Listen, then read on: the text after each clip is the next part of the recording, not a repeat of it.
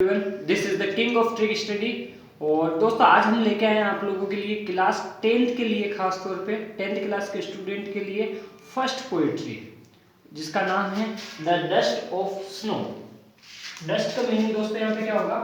Dust का meaning वैसे daily life में हम बोलते हैं धूल, और स्नो का मीनिंग होता है यहाँ पे बर्फ। ठीक है, बड़ी सिंपल सी स्टोरी है इस लेसन की, जो 5 मिनट की भी इवन हमारे से ज़्यादा नहीं चलेगी। 5 मिनट से ज़्यादा की स्टोरी नहीं है। अब क्या स्टोरी है वो मैं आपको सिंपली बता देता हूँ। सबसे पहले एक कौवा रहता है जो एक पेड़ के ऊपर बैठा रहता है, और वो कौवा अपने पंख हिलाता है, और उसके पंखों पे एक बर्फ़ सी जमी हुई रहती है, बर्फ़ की लेयर जमी हुई रहती है, और वो बर्फ़ की लेयर जाके गिर जाती है कवि के ऊपर। और कवि जो नीचे पेड़ के नीचे बैठा रहता है वो बड़ा डिप्रेस मूड में रहता है। जैसे ही कौवे के द्वारा झड़काई हुई बर्फ कवि के ऊपर आके गिरती है, कवि का मूड डिप्रेस से, सैड से हैप्पी में कन्वर्ट हो जाता है। कवि पहले उदास था, कौवे के द्वारा बर्फ गिराने पर जैसे बर्फ उसके ऊपर आके गिरती है, कवि इसमें बड़ा हैप्पी हो जाता है। और फिर कवि का जो हाफ डे था ना, वो दुख के कारण खराब हो गया था, बट जो अब बचा हुआ हाफ डे है वो बर्फ गिरने से कवि का मूड हैप्पी हो गया, और अब वो उसके दिन जो है आधा दिन सेफ हो जाता है, वो खुशी के अंदर बिताता है। ये इस रिलेशन की मेन स्टोरी है, और ये इस स्टोरी का मेन टाइटल है।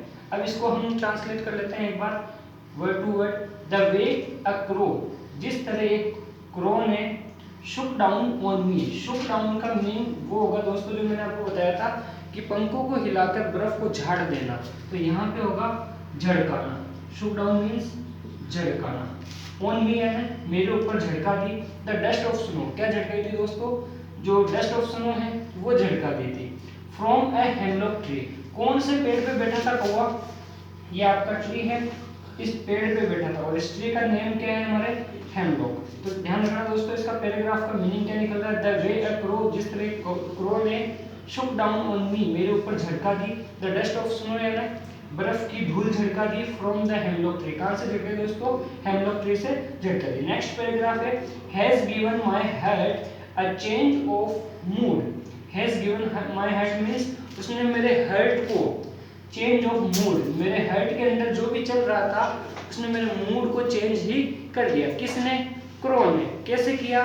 बर्फ को झड़का कर। And saved some part of a day, मतलब आधा दिन तो कवि का खराब हो चुका था अब तक, और जैसे बर्फ झड़काई कवि का मूड हैप्पी हो गया, और मूड हैप्पी होने के कारण दोस्तों उसका जो some part of a day, दिन का जो कुछ पार्ट था वो क्या हो गया? सेव हो गया। कहने का मतलब है आधा दिन उदासी में बीत गया, अब जो कवि का दिन आधा दिन बीतेगा वो उदासी में नहीं बीतेगा, हैप्पी मूड में बीतेगा। इसलिए कौवे ने बर्फ झड़काकर कवि का आधा दिन बचा लिया था। तो ये है इसका मेन स्टोरी टाइटल है। अब हम चलेंगे इसके क्वेश्चन आंसर।